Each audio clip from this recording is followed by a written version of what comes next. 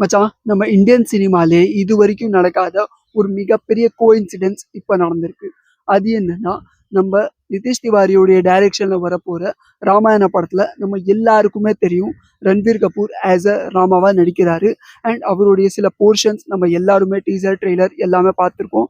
And அதை நம்ம என்ஜாயும் பண்ணியிருக்கோம். லேட்டஸ்டா வந்திருக்கிற இன்னொரு ரிப்போர்ட் நீங்க பார்த்தீங்கன்னா, நம்ம எஸ்.எஸ். ராஜமௌலியோட வாரணாசி படம் வருதுல்ல, அதுலயுமே நம்ம ராமாயணத்தை பேஸ் பண்ணி ஒரு சில சீன்ஸ் அதுலயுமே இருக்கும். அண்ட் அதுல நம்ம மகேஷ் பாபு ஆஸ் அ ராமாவுடைய கேரக்டரை போர்ட்ரே பண்ண போறாரு. அண்ட் அந்த படத்துல நம்ம ராமாயணத்துடைய கதை வந்து ஒரு 20 to 30 மினிட்ஸ் கிட்ட தான் வரும். பட் அந்த டைம்ல கூட நம்ம ஆஸ் அ மகேஷ் பாபுவை ராமாவுடைய கேரக்டர் ப்ளே பண்ண பார்க்கறதுக்கு நிறைய பேர் இப்போ எக்ஸைட்டிங்கா இருக்காங்க. இந்த வீடியோ 2 சூப்பர் ஸ்டார்ஸோடைய லுக்கை கம்பேர் பண்ணியோ இல்லை அவங்களுடைய பெர்ஃபார்மன்ஸை கம்பேர் பண்ணியோ நான் இந்த வீடியோ மேக் பண்ணல.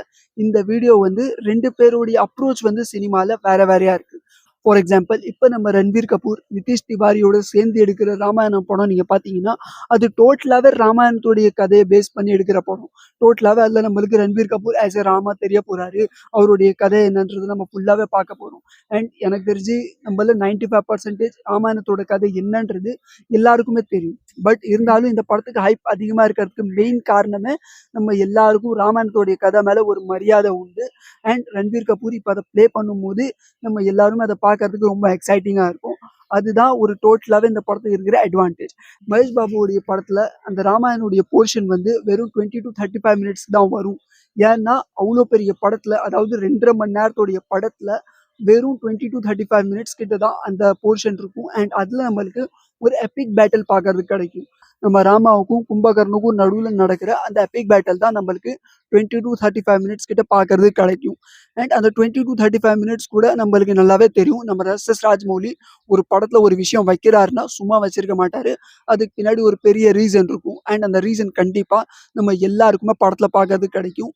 ரன்வீர் கபூருக்கு ராமா கேரக்டர் ப்ளே பண்ணுறதுல ஏகப்பட்ட சேலஞ்சஸ் இருக்குது. ஃபஸ்ட்டு, நம்ம ராமாவுடைய கேரக்டர் வந்து நீங்கள் பார்த்தீங்கன்னா ஆடியன்ஸ்க்கு ரொம்பவுமே நெருக்கமான ஒரு கேரக்டர். அந்த கேரக்டரை பற்றி ஆடியன்ஸ் படிச்சிருக்காங்க, சீரீஸில் பார்த்துருக்காங்க, படங்களில் பார்த்துருக்காங்க. அண்ட் அந்த கேரக்டருடைய வெயிட் அவங்களுக்கு என்னன்றது ரொம்ப நல்லாவே தெரியும். ஸோ அந்த மாதிரி ஒரு கேரக்டர் ஒரு ஆக்டர் எடுத்து பண்ணும்போது அந்த கேரக்டர் அவர் சும்மா வந்து நடிச்சுட்டு போயிட முடியாது. ஏன்னா அந்த கேரக்டருக்குள்ள அவ்வளோ சாக்ரிஃபைசஸ் இருக்குது, அவ்வளோ ஸ்ட்ரென்த் இருக்குது, அவ்வளோ காம்னஸ் இருக்குது. அந்த கேரக்டருக்குள்ள ஒரு லீடர்ஷிப்பும் இருக்குது. ஸோ இது எல்லாமே ஒரு கேரக்டர் வந்து அவனுடைய ஆக்டிங் பர்ஃபார்மன்ஸில் ஆடியன்ஸ்க்கு ப்ரெசென்ட் பண்ணி ஆகணும்.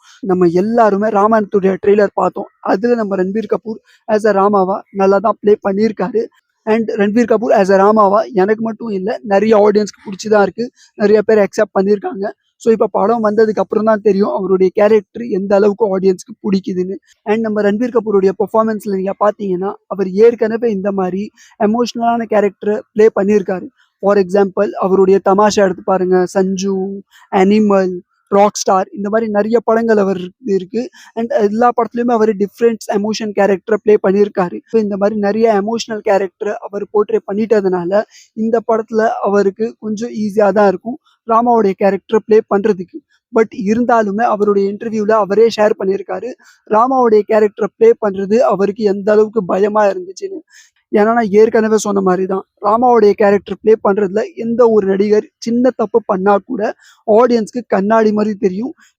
அண்ட் இதில் நான் உணர்ந்த ஒரே ஒரு பாயிண்ட் உங்கள் கூட ஷேர் பண்ணிக்கிறேன். அது என்னென்னா, நம்ம ரன்வீர் கபூருடைய ராமாயண படம் ஃபர்ஸ்ட் பார்ட் ரிலீஸ் ஆயிடுச்சுன்னு வச்சுங்க. இப்போ தியேட்டரில் ஆஸ் அ ஆடியன்ஸ்க்கு வந்து ரன்வீர் கபூர் ஆஸ் அ ராமா பிடிக்கல. ஸோ இப்போ ராமா பிடிக்கலங்கிறதுக்காக ரன்வீர் கபூரை வந்து அவங்களால ரீப்ளேஸும் பண்ண முடியாது. ஏன் அப்படின்னா 4000 கோடி படத்தோடைய பட்ஜெட்டு.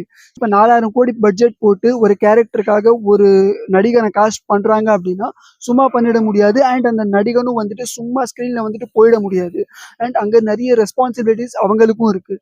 ஸோ இப்போ ராமாவா ஆடியன்ஸ்க்கு பிடிக்கலைன்னா அவங்களால அதை சேஞ்சும் பண்ண முடியாது. அதாவது மறுபடியும் நான் ஒரு புது காஸ்ட்டை கொண்டு வந்து அவனை ஃபர்ஸ்ட் பார்ட்டுக்காக மறுபடியும் அந்த ஃபுல் ஷூட்டை கம்ப்ளீட் பண்ணி அண்ட் மறுபடியும் செகண்ட் பார்ட்டுக்காக ஃபுல் ஷூட்டை கம்ப்ளீட் பண்ணுறதுன்றது வந்து ஒரு நினச்சே பார்க்க முடியாது. அவ்வளோ பெரிய ப்ராசஸ் அது. அதனால தான் நான் சொல்கிறேன், ராமாவுடைய கேரக்டர் ரன்வீர் கபூர் இது வரைக்கும் நம்ம பார்த்தது, அதாவது ட்ரெய்லர் பார்த்துருக்கோம், டீசர் பார்த்துருக்கோம். ஸோ அது வரைக்கும் ஓகே. இப்போ படத்தில் அவர் எப்படி பெர்ஃபார்ம் பண்ணுறாருன்றது நம்ம கண்டிப்பாக பிக் ஸ்க்ரீனில் பார்க்கும்போது நம்ம எல்லாருக்குமே பிடிக்குன்ற நம்பிக்கை எனக்கு இருக்குது. உங்களுக்கு எப்படி இருக்குன்றத கமெண்ட்டில் சொல்லுங்கள். இப்போ நம்ம மகேஷ் பாபுவோடைய ராமா கேரக்டருக்கு வருவோம். ஏன்னா மகேஷ் பாபுவுக்கும் ஃபேன் ஃபாலோவிங்ஸ் கம்மியாக இல்லை. அதே மாதிரி ஆடியன்ஸ்க்கும் வந்து மகேஷ் பாபுவுடைய ராமா மேலேயும் ஒரு எதிர்பார்ப்பு இருக்குது. ஸோ அதை பற்றி நம்ம பேசாமல் இருக்க முடியாது. ஸோ அதை பற்றியும் சில வார்த்தைகளை நம்ம பேசிடலாம். ஸோ இப்போ நம்ம சூப்பர் ஸ்டார் மகேஷ் பாபு இந்த கேரக்டரை ப்ளே பண்ணும்போது அவருடைய பர்சனாலிட்டிக்கு, அவருடைய லுக்குக்கு நீங்கள் பார்த்தீங்கன்னா அவர் வந்து ஸ்க்ரீன் ப்ரெசன்ஸில் நின்னாலே போதும். அவருடைய இருக்கிற அந்த அவருடைய கண்ணுக்கும் அண்ட் அவருடைய வாக்கிங் ஸ்டைலுக்கும் அவருடைய ராயல் லுக்குக்குமே இந்த கேரக்டர் ரொம்ப ஈஸியாக அவரால் போர்ட்ரே பண்ண முடியுன்ற நம்பிக்கை எல்லாருக்குமே இருக்குது.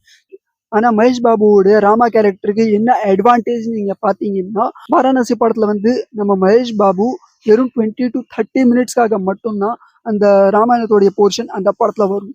ஸோ அந்த 20 to 30 மினிட்ஸ் உடைய போர்ஷனுக்குமே நீங்க பாத்தீங்கன்னா மகேஷ் பாபுவோடைய அந்த ஹீரோயிசம் அண்ட் அது எல்லாமே அதுக்குள்ள வந்துடும். அண்ட் அந்த படத்துடைய அந்த 1/2 மணி நேரத்துல என்ன காட்டுவாங்கன்னா, வெறும் நம்ம பெரிய கும்பகர்ணம், அதாவது ஜாயிண்ட் கும்பகர்ணுக்கும் நம்ம ராமாவுக்கும் நடுவில் நடக்கிற அந்த பேட்டல் தான் நம்மளுக்கு அங்கே பார்க்கறது கிடைக்கும். அண்ட் அந்த பேட்டல் எவ்வளோ மெசிவான பேட்டல்ன்றது நான் சொல்லி உங்களுக்கு தெரிய வேண்டியதில்லை, உங்க எல்லாருக்குமே நல்லாவே தெரியும். ஸோ இப்போ அந்த பேட்டலை டைரக்ட் பண்ண போறது யாரு? நம்ம எஸ்.எஸ். ராஜமௌலி. And S S. ராஜமௌலியோடைய டைரக்ஷன்ல வந்து இது வரைக்கும் எல்லா படத்தையும் நீங்க பார்த்துருப்பீங்க.